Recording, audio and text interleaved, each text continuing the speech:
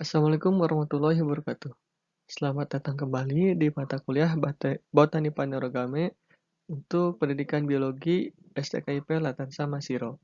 Hari ini kita akan membahas mengenai tanaman yang termasuk ke dalam monocotyledon, yaitu tumbuhan dengan keping biji satu.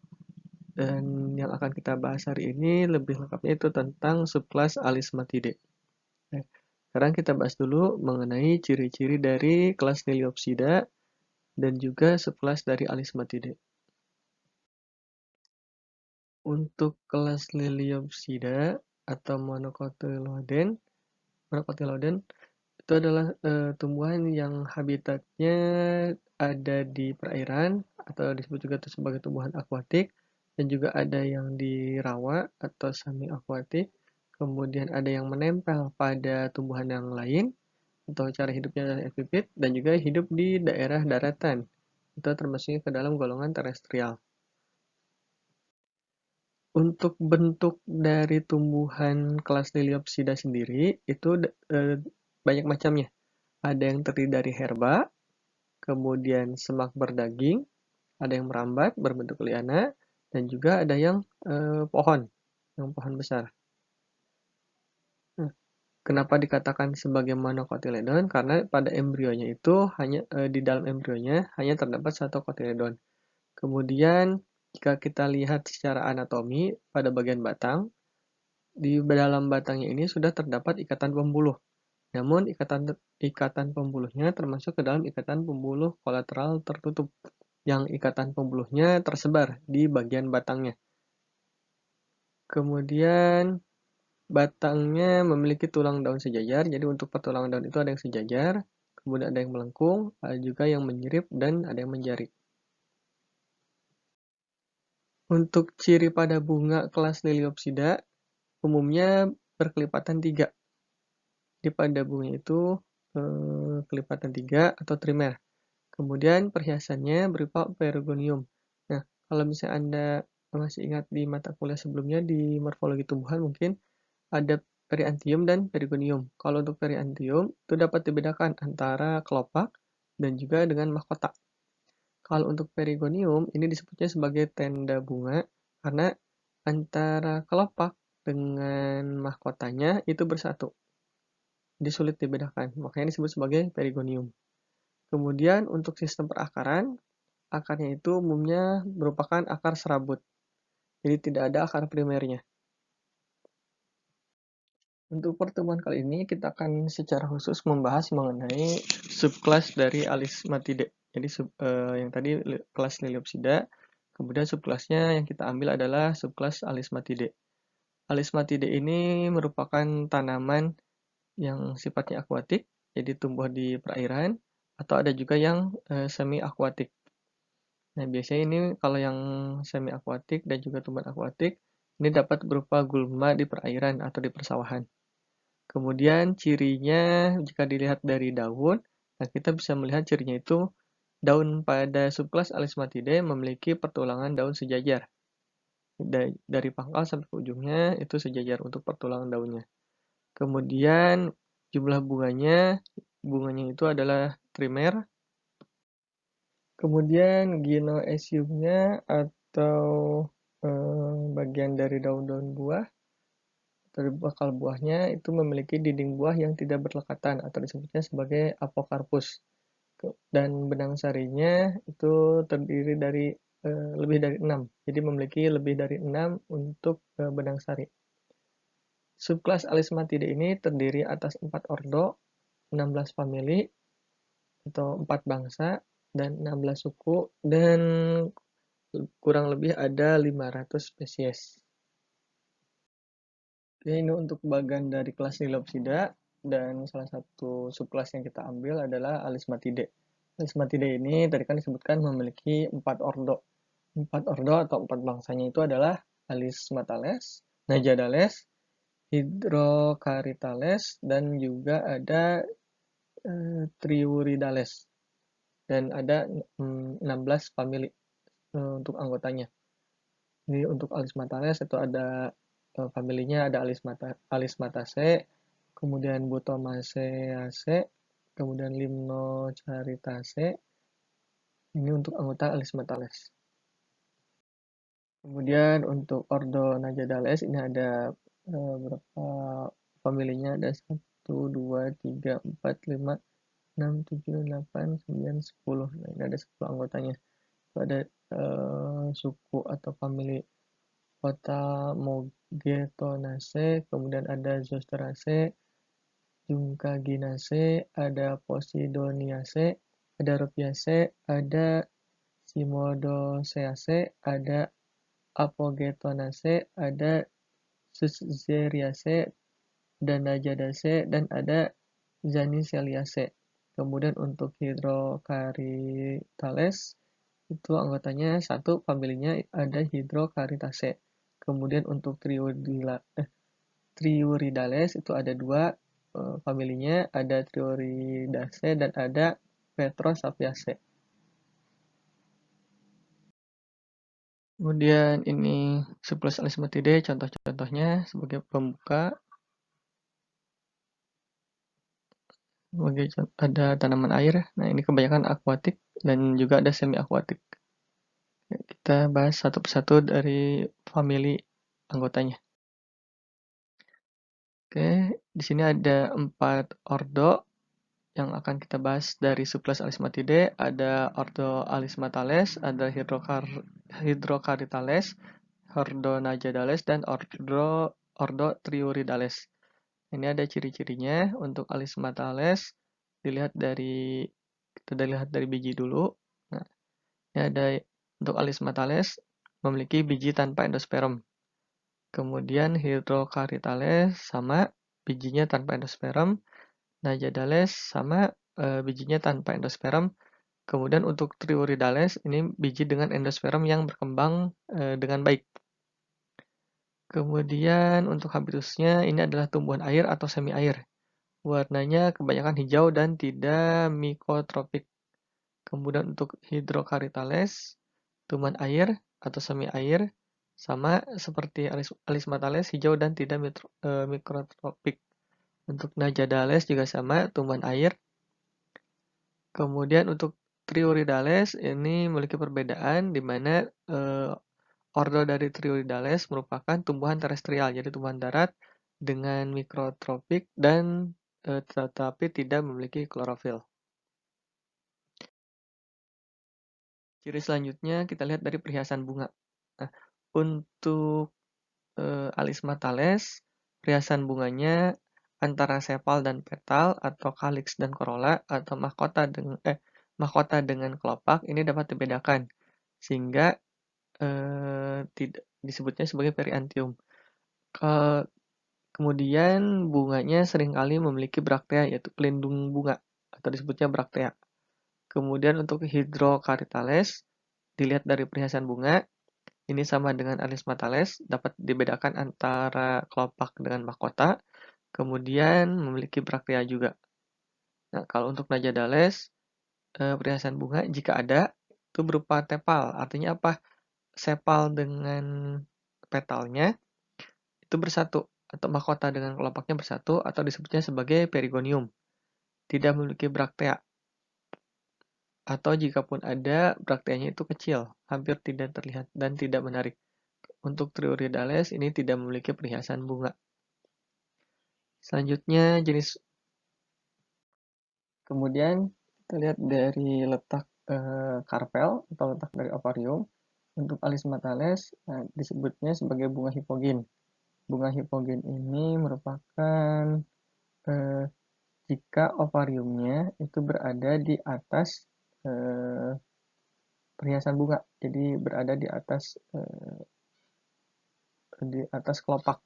Nah, itu disebutnya sebagai hipogin. Jadi kelopaknya berada di bawah ovarium, termasuk ke dalam jenis bunga hipogin. Kemudian untuk Hydrocarytales termasuk ke dalam bunga epigin dengan ovarium sinkap atau tersembunyi. Jadi untuk jenis epigin ini adalah jika ovariumnya berada di bawah mahkota, ya, di bawah mahkota bunga. Di ovarium ini berada di bawah perhiasan bunga. Jadi perhiasan bunganya di atas ovariumnya. Itu termasuk ke dalam jenis bunga epigyn. Untuk Najadales, ini perhiasan bunganya tidak ada jenis bunganya. Kemudian Triuridales juga kan karena tidak memiliki perhiasan bunga. Untuk ordo Alismatales, kita masuk ke dalam ordo Alismatales ya. Ordo ini memiliki ciri-ciri sebagai berikut. Pertama, habitusnya itu herba, jadi bentuk dari tumbuhannya termasuk ke dalam golongan herba. Merupakan tumbuhan air atau berada di tempat yang lembab. Kemudian pada bagian batangnya itu terdapat parenkima atau aerenkim. Nah, kalau untuk aerenkim, Anda kan sudah mempelajari di mata kuliah anatomi tumbuhan. Itu adalah jenis dari parenkim yang memiliki ruang antar sel yang sangat besar. Ini biasanya dimiliki oleh tanaman air. Untuk ciri daun umumnya berseling atau roset akar. Kemudian terdapat helaian daun dan tangkai daun yang memiliki tulang daun acrodromus atau compilodromus. Untuk ciri-ciri pada bunganya, pada ordo Alismatales, bunga umumnya memiliki braktea. Kemudian simetri bunganya adalah actinomorph, yang artinya simetrinya radial. Kemudian untuk ovariumnya termasuk ke dalam hipogyn, berada di atas semua aksesori bunga atau jenis kelamin bunga. Kemudian trimer, jumlahnya 3. Kemudian periantium, jadi dapat dibedakan antara calyx dan corolla, sepal dan petal. Umumnya memiliki tiga periantiumnya, warnanya hijau. Ini dapat dibedakan untuk sepal dan petal. Nah, biasanya petal itu umumnya berwarna putih. Kemudian untuk polen umumnya triaperture, kecuali pada Butomaceae itu cirinya adalah monoskulet. Kemudian Gynosium apocarp yang terdiri dari 3-20 karpel. Kemudian untuk jenis bijinya itu adalah racinoserat semua, atau untuk racinoserat sendiri merupakan bakal biji dengan tipe nucellus terbuka. Bakal biji yang tidak memiliki sel parietal di dalamnya. Memiliki biji tanpa endosperm, kemudian embrionya ini hanya memiliki satu kotiledon. Ini adalah contoh diagram bunga untuk ordo Alismatales. Ada famili Alismataceae. Ini ada untuk benang sarinya, ini putik. Ini sama benang sari. Nah, ini putik di bagian tengah. Ini benang sarinya. Kita lihat. Kemudian di sini putiknya. Nah, ini diagramnya jadi terdiri dari 3 karpel. Kemudian ini karpelnya ada banyak. Oh, ini mahkota. Maaf, ya ini mahkota. Ini kelopak mahkota. Ini sama. Ini mahkotanya ada 3, 1, 2, 3 trimer. Kalau ini juga sama, kelopaknya ada 3, 1, 2, dan 3. Ini contoh dari spesies famili Alismataceae pada spesies Sagittaria latifolia. Merupakan tanaman liar. Ini yang gambar A adalah habitusnya atau bentuk dari tumbuhannya. Kemudian yang B ini adalah bunga jantan. Ini terpisah antara bunga jantan dengan betinanya, tapi masih dalam satu pohon. Kemudian yang C ini adalah stamen atau tangkai putiknya. Maaf, tangkai sari. Tangkai sarinya. Kemudian yang D ini adalah bunga betina. Bunga betinanya. Dan ini adalah pistilumnya. Pistilumnya. Kemudian jika sudah dibuahi akan membentuk buah. Nah, buahnya termasuk ke dalam buah berganda atau asen. Kemudian ini contoh dari spesies Alismatase juga, yaitu tanamannya adalah Sagittaria saggitifolia. Ini tumbuhan akuatik juga. Kemudian ada lagi contoh yang lainnya adalah Alisma plantago, atau ini adalah aquatica. Alisma plantago aquatica, atau disebut juga sebagai melati air. Nah, ini memang agak mirip dengan tumbuhan yang di darat juga, yang terestrial, Plantago mayor. Tapi kalau yang ini hidupnya di air. Masih pada ordo Arismatidae, maaf, Alismatales untuk ordonya. Ini adalah contoh famili yang lain, ada Linmocaritaceae. Cirinya adalah tumbuhannya herba dan hidupnya di perairan atau herba akuatik yang perennial. Kemudian terapung dengan akar pada substrat dan bagian lain muncul pada permukaan air. Kemudian terdapat banyak iron-kim, fungsinya untuk menyimpan udara. Kemudian pada batang dan daun terdapat latisifer yang dibentuk secara skizogen. Kemudian tanamannya tidak memiliki tanin atau tidak bertanin dan juga tidak berkristal.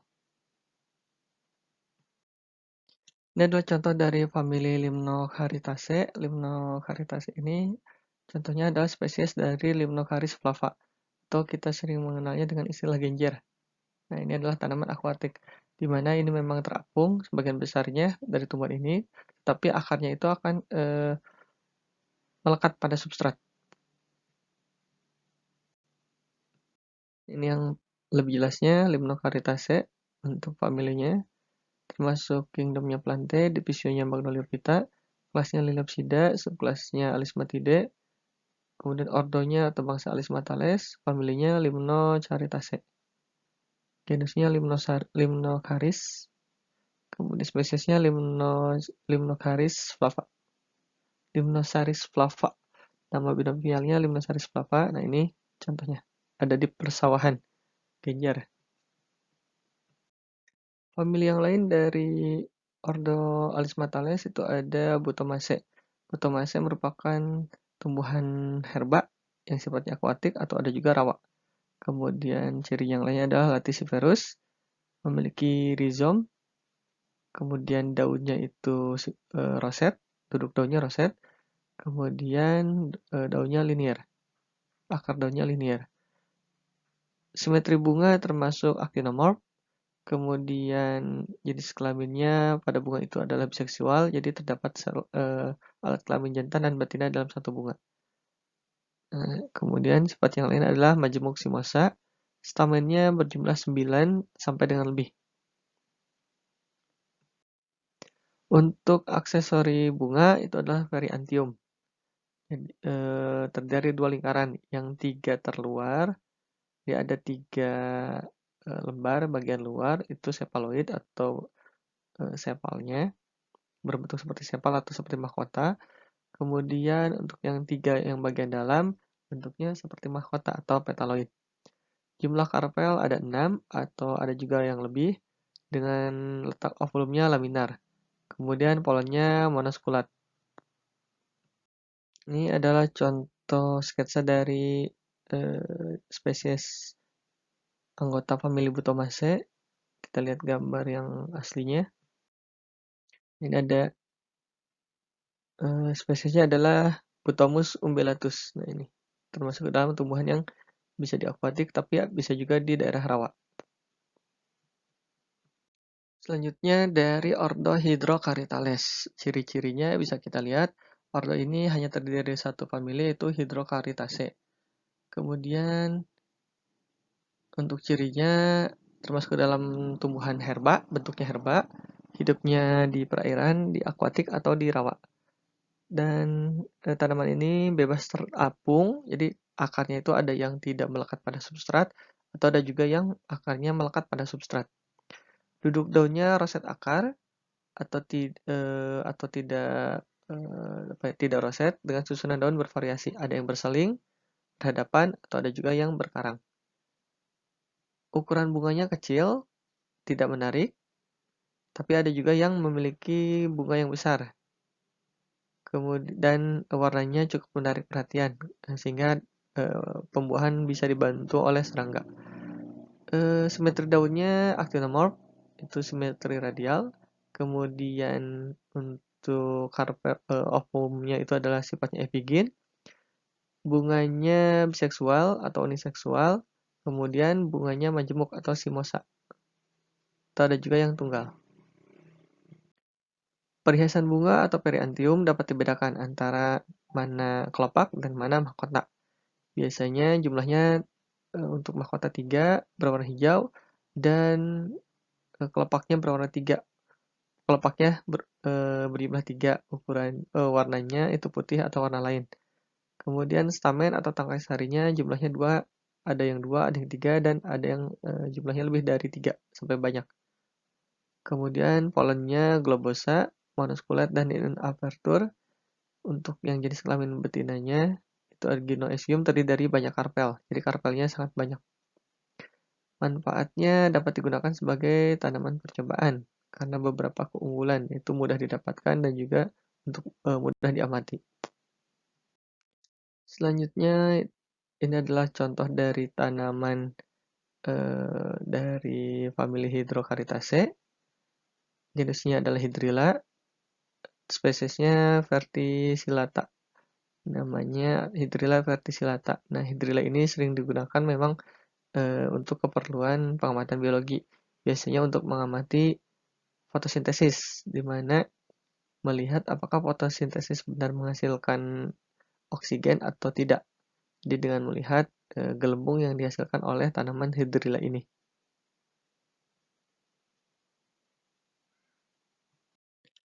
Ordo selanjutnya itu ada Ordo Najadales. Nah, untuk ciri-ciri dari ordo ini, habitusnya atau bentuk dari tumbuhannya adalah herba,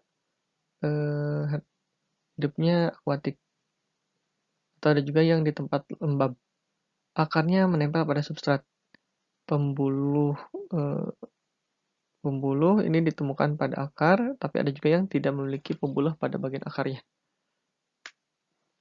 Kemudian plastidanya merupakan tipe P yang terdiri dari protein. Bentuk daun, duduk daun itu biasanya umumnya adalah akar, roset akar, ada juga yang memang tidak berbentuk roset. Jika tidak roset, biasanya duduk daunnya itu umumnya berseling, jadi bergantian. Untuk bunganya, ukurannya kecil dan tidak menarik. Jenisnya Anemophilus atau juga Hydrophilus. Kemudian untuk simetri bunga, ternyata ini ada 2, ada yang bunganya actinomorph, ada juga yang zygomorph. Kemudian untuk opariumnya jenisnya adalah hipogyn. Jenis kelaminnya pada setiap bunga itu ada yang satu saja dan juga ada yang 2, biseksual dan uniseksual. Kemudian perbungaannya berupa perbungaan spica atau racemosa. Kemudian ada juga simosa atau bunga tunggal. Periantium berjumlah 6, berupa tepal dalam dua lingkaran, masing-masing 3. Stamennya berjumlah 1-6, kemudian jenis polennya adalah trinukleat dan monoskulat. Ginoeciumnya itu 1, yang terdiri dari beberapa karpel yang terpisah, atau disebutnya apokarp. Kemudian bitegmik, krasinuselat, dan endospermnya berkembang halobial. Ini contoh untuk spesies dari famili Photamogetonaceae. Genusnya ada Photamogeton, spesiesnya Verfoliatus. Itu nama lengkapnya ada Photamogeton verfoliatus. Ini bentuknya, batangnya umumnya berwarna merah, kemudian pertulangan daunnya juga berwarna merah, daunnya umumnya berwarna hijau. Ini contoh untuk anggota dari ordo Najadales. Famili berikutnya adalah Zosteraceae. famili Zosteraceae ini. Nah, ini contoh spesiesnya Zostera marina. Ini biasanya berada di laut. Nah, disebutnya sebagai tumbuhan lamun. Jadi mirip seperti rumput, atau ada juga yang menyebutnya rumput laut. Nah, kalau yang rumput laut yang kita bahas di mata kuliah sebelumnya di Botani Cryptogame itu adalah alga. Ini termasuk ke dalam tumbuhan lamun, padang lamun. Biasanya ini terdapat pada daerah pantai berpasir. Jadi terdapat di daerah pasang surut. Selanjutnya ada famili Juncaginacea. Nah, ini nama spesiesnya ada Triglosin palustris. Ini biasanya hidup di daerah rawa. Kemudian ada juga yang mirip seperti Zosteraceae, itu ada ada famili Posidoniaceae. Untuk genusnya Posidonia, spesiesnya adalah Posidonia oceania. Seperti namanya, ini hidupnya di lautan. Tadi disebut juga sebagai tumbuhan lamun, sama seperti tadi. Ini berada di daerah yang memang terendam oleh air, tapi biasanya ditemukan di daerah yang banyak pasirnya. Jadi kalau misalnya ada di daerah pantai yang sudah terdapat banyak Posidonia oceania, ini merupakan daerah yang sudah terkikis, jadi hampir terjadi abrasi, karang-karangnya sudah tertutup oleh pasir. Disebut juga sebagai tumbuhan lamun. Untuk yang selanjutnya ada famili Rupiaceae. Rupiaceae genusnya adalah Rupia dan spesiesnya ada Rupia tuberosa. Nah, ini contohnya sama tumbuhan akuatik juga atau hidup di daerah rawa. Kemudian ada Cymodocea. Cymodocea ini contoh genusnya adalah Halodule atau spesiesnya Halodule wrighti.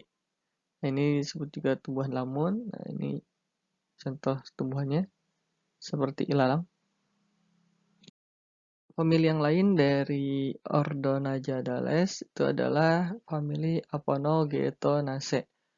Genusnya ada Aponogeton, untuk salah satu spesiesnya itu ada Aponogeton distachios.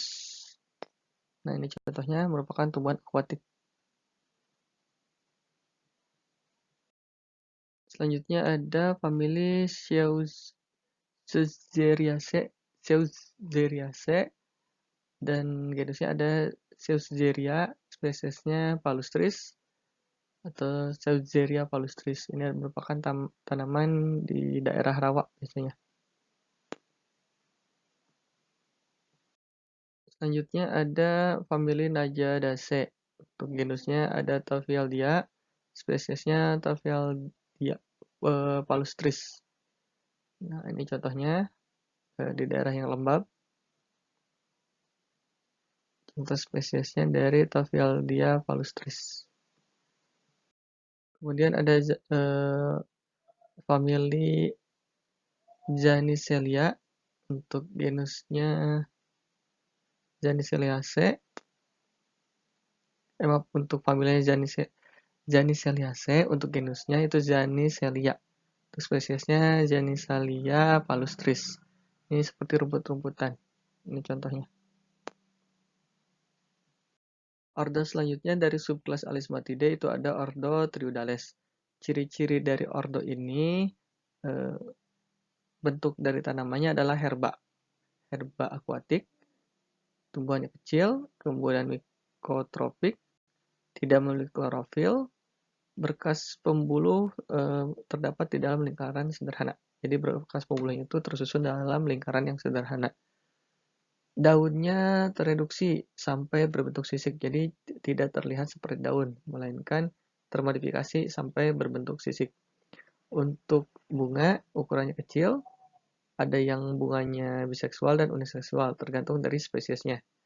Untuk simetri bunganya termasuk yang bilateral atau zygomorph. Kemudian ovariumnya termasuk ke dalam hipogin. Terus bunganya muncul di terminal di bagian tengah, kemudian memiliki braktea. Braktea dengan perbungaan tipe racemosa. Terus ada juga yang korimbosa atau simosa. Perhiasan bunga berupa tepal, jadi tidak bisa dibedakan antara kelopak dengan mahkota, sehingga disebutnya sebagai perigonium. Perigonium atau tepal, jumlahnya 3, ada yang 6, dan ada yang 10. Stamennya terdiri dari 2 lingkaran, ada yang 3 dan sampai 6. Kadang ada juga yang stamenodium. Polennya termasuk jenis monospulet atau in aperture. Kemudian untuk yang jenis kelamin betinanya ada genosium atau alat kelamin betinanya genosium. Jumlahnya 3 dan terdiri dari beberapa karpel. Untuk contoh tanaman dari famili dari ordo Triuridales itu ada famili Triuridaceae. Famili ini memiliki contoh genusnya adalah Sciaphylla dan contoh spesiesnya ada Sciaphylla tanella. Nah, ini contohnya. Dan memang daunnya tidak terlihat. Daunnya itu hampir tidak ada karena tereduksi, termodifikasi sampai berbentuk sisik. Kemudian buahnya majemuk karena terdiri dari beberapa gymnasium atau putik. Anggota famili yang lain dari ordo ini ada famili Petrosapiaceae. Genusnya Petrosapia, kemudian spesiesnya Petrosapia sakurai. Nah, ini contoh spesiesnya.